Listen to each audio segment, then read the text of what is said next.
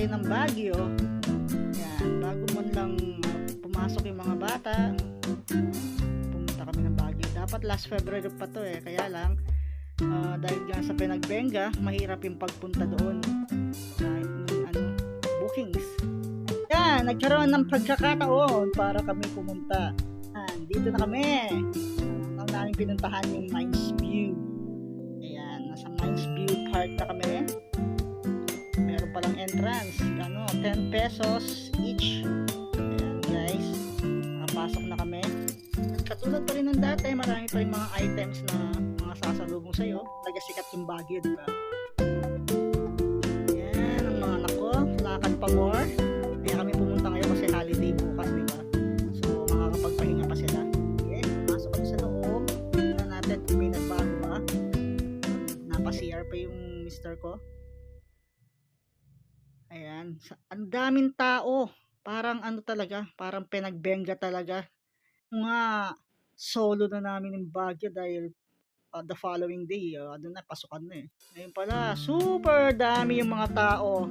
Ayun yung mga naka-costume na Igorots. Yan, hindi na kami nagpa-picture kasi pipicture na kami dati. Yan, siyempre, ang paborito ng mga anak ko, yung window shopping. Yan. Paglabas namin, nagutom sila sa kakalakad. Kumain muna sila ng snack. Ayan, yung mga kabayo, ayaw nila sumakay dahil mga dalaga nila at binata na yung mga anak ko. Ayaw na sumakay ng kabayo. Ayan. Sige. Nagutom sila. Ayan na nga. Pahinga muna kami. Okay, magpahinga muna kami bago kami pumunta dito sa Burham Park. Ayan. Kanina, ang sikip, hindi kami makapag-park. Ilang oras kami paikot-ikot, wala kami ma-parking. Ayan, si Pikachu, pinagkakaguluhan ng mga bata dahil siguro malapit yung box. Dinaanan kami mga street singer. Ayan, medyo nagustuhan ko naman, kaya medyo nag-donate naman tayo. Kahit konti lang. Okay. Ayan, mayroong silang parang mga show Yan, nag-enjoy yung mga anak ko bago man lang sila pumasok sa school. Yan, magpaano mo sila, mag-enjoy muna sila. Dahil pagpasok nila sa school, syempre, iba-ibang activities na naman. Yan, enjoy sila. Parang namimiss ko nung nung bata pa sila. Sa bagay, bata pa naman sila. Enjoy lang sila. Nakakatuwa. Yung mga moments na hindi mo makakalimutan sa mga anak mo. Ayan, tapos yan, nagutom ang mga gutom na nga sila. Pati ako syempre nagutom din. Yan, nag-snack kami sa mga tabi-tabi. May mga nagtitinda dyan sa may tabi.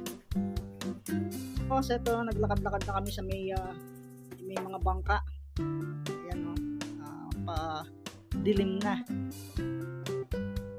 Ayan. Pero nag-improve naman yung compare mo doon sa before na pumunta kami. Ng improvement, pero konti lang yung napuntahan namin yun nga sa sobrang traffic at dami ng tao. Ayan, dyan lang kami paikot-ikot, kaya wala kami masyadong napuntahan. Ayan, window shopping sila.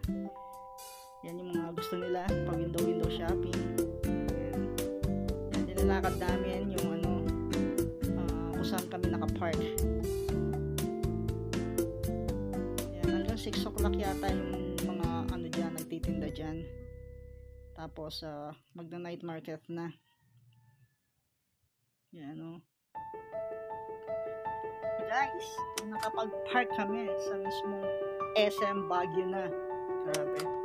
Hindi na namin iniwan sa sasakyan, naglakad-lakad kami. Ayun, ginabi na nga. Nasa kami, top ng SM Baguio. Gutom, magdidinan muna kami.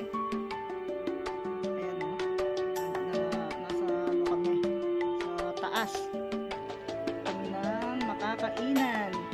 Ayan, gutom na sila. Ayan nga, nakahanap kami ng chicken steak restaurant sa taas ng SM Baguio. Guys, kain tayo. Okay naman, mura naman, dapat kaya. Sarap